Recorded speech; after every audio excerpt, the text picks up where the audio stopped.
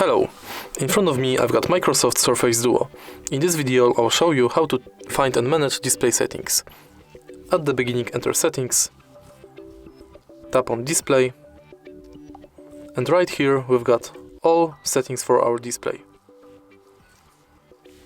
At the top of the list we've got brightness level, home screen, settings and night light.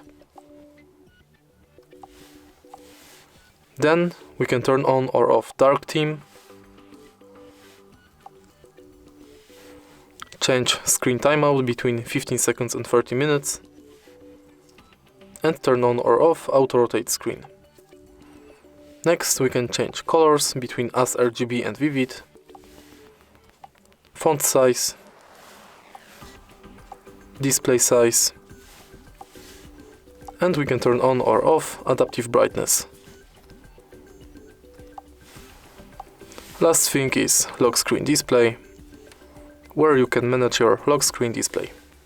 And that's all. If you find this video helpful, please leave like, comment and subscribe.